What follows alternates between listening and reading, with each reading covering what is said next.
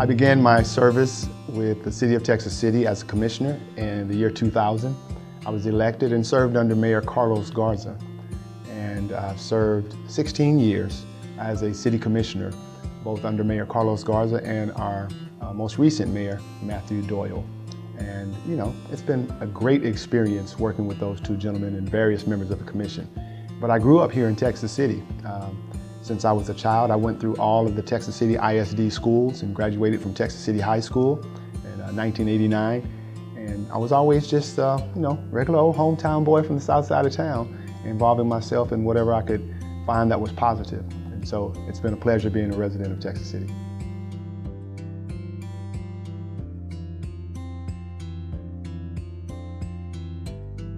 This was a historic win for me here in Texas City, as Texas City has never had an African-American mayor. This was a historic win for our nation, as we've never had an African-American female or vice president. And so this was historical in many areas on many fronts. And so when I sit back and look at my role as it pertains to history, I understand there's a great responsibility that comes with being the first anything, but particularly being the first black mayor of Texas City. I didn't get here by myself. I stand on the shoulders of so many people who worked very hard before me, whether it be civically or whether it be within the city and community. So many people. I'm definitely a product of the village, the entire village it takes to raise a child. So I'm really grateful, I'm really humbled, and I just owe so much to so many people. This continues to shape my leadership because I'm still learning and I'm still growing. And I tell people, whenever you stop learning, whenever you stop growing, then you pretty much just stop existing. And so that's a never-ending journey. I'd like to think that it just gives me a greater platform to do the things that I've always done, and that's be a leader, that's help those who need someone to be a voice and an advocate for them. That's my role here. So I believe that this would continue to shape my platform as I learn and grow on the journey.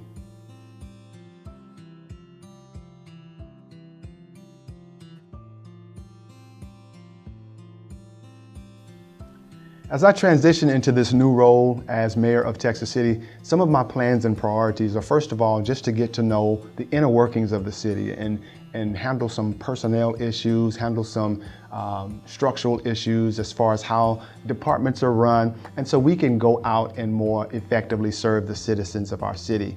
I'd also like to address the needs of our police department. Our police department has run on a certain number of officers for so many years. And just recently we approved the addition of more officers, and that's due to some work of administration before me, but it's finally come to fruition that we're adding some additional officers. That makes our communities safe. Safe communities make it more welcome for other people to move to the city of Texas City. When we have positive people who live in the city of Texas City, it's cyclical. It goes on, and it helps our revenue, our tax base, and so we continue to make this a great city to live. So as far as my priorities are concerned, just want to help the city, help its residents.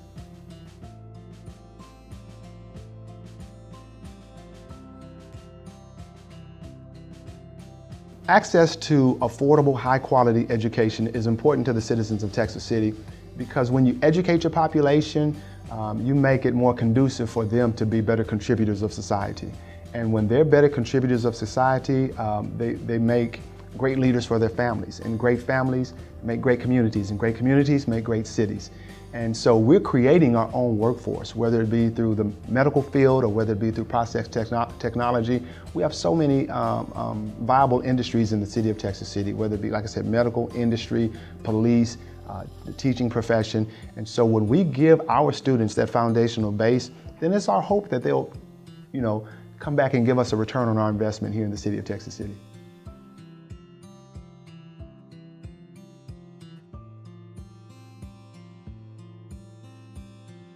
As it pertains to education, I have somewhat of a unique journey because after graduating from high school, I went off to the University of Texas at Austin, Hook 'em Horns, and I received a Bachelor of Journalism in Public Relations from the University of Texas.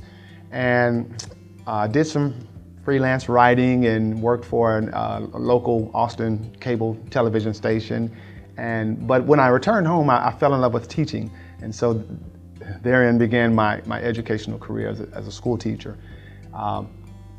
As fate would have it, I ended up being interested in working for industry. And so I was introduced to the process technology program at the College of the Mainland, and I began to take my studies there.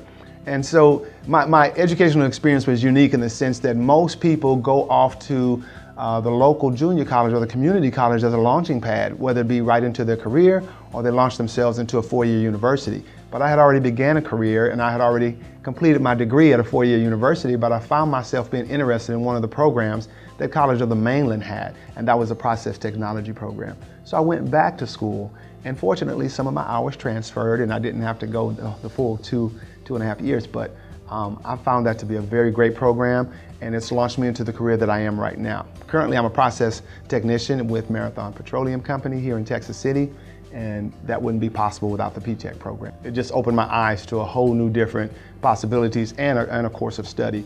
I never really visualized myself working in refinery, but the coursework there was great. It introduced me to what we call the entry-level classes, safety and equipment and process technology. The professors there were all very knowledgeable of the content. Many of them were may have been adjunct professors or may have been professors who were retired from the refinery themselves. So they knew all about the hands-on ins and outs of working in a refinery.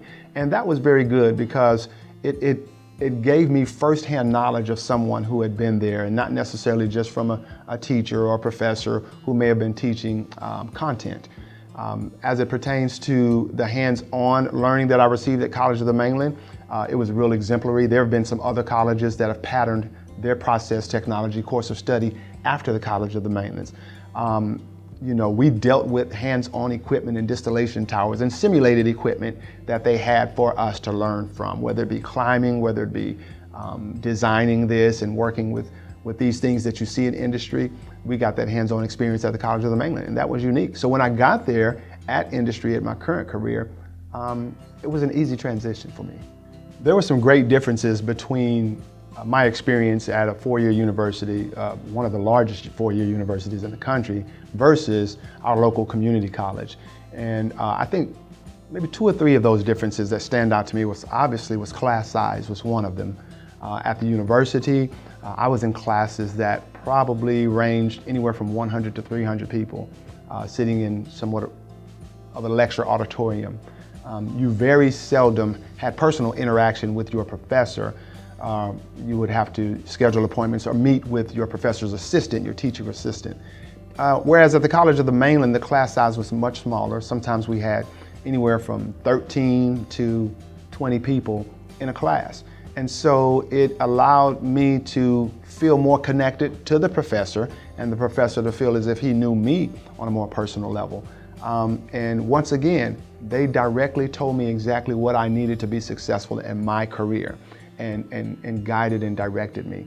So class size was very different and important, but also the cost of going to the different universities, whereas I may have been paying upwards of $9,000 per semester.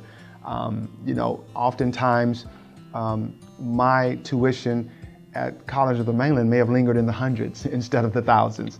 And so, you have to consider things like room and board if you're living at the university versus commuting back and forth. I'm a resident here in Texas City, and so yes, it saved me lots of money as it pertains to someone else who might be going to a four-year university. And there were other experiences that probably differed as well. Small class sizes, meaning getting to know your classmates and working in smaller groups and things like that. But that was one of the most notable differences.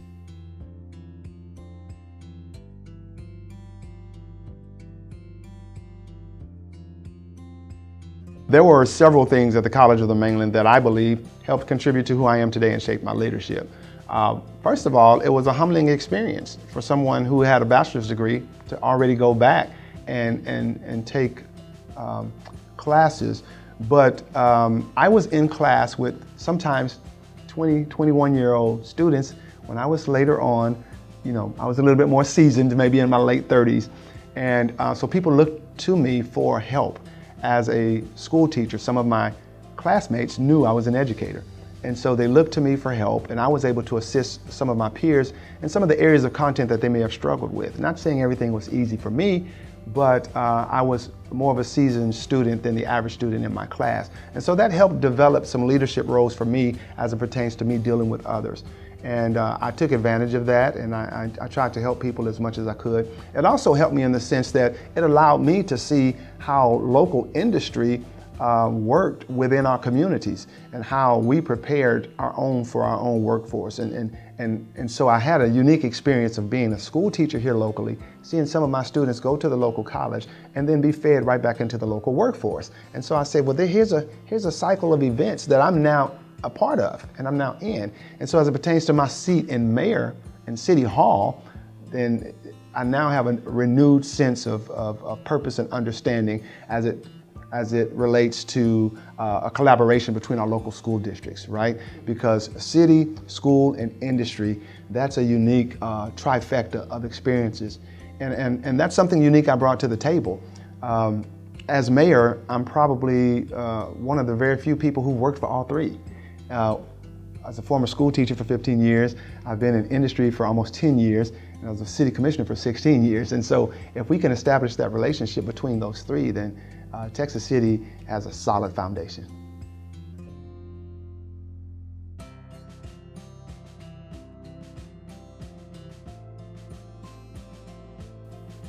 I chose to attend the College of the Mainland, one, for convenience. It was our local community college, but not only convenience, it's one of the best community colleges in this southern part of Texas. I remember being a part of the Texas City delegation to Kansas City, Missouri back in 1997. And what we did is we went to go present our city as one of the top all-American cities. And we actually won. We traveled to Kansas City and we brought back an award home called the All-America City Award.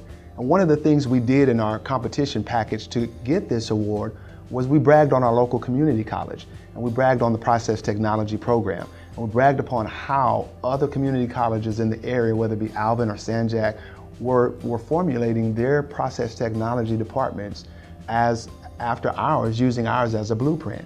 And so that just really solidified the fact that we had one of the best programs around here. And so when I went, it was confirmed by all of the things that I was learning.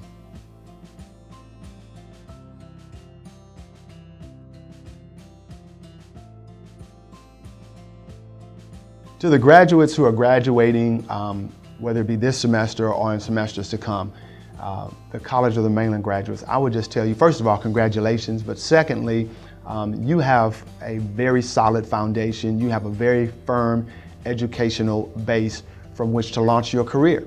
And so I would encourage you to tap into every resource and every networking opportunity that may have come your way through the pursuit of your degree at College of the Mainland.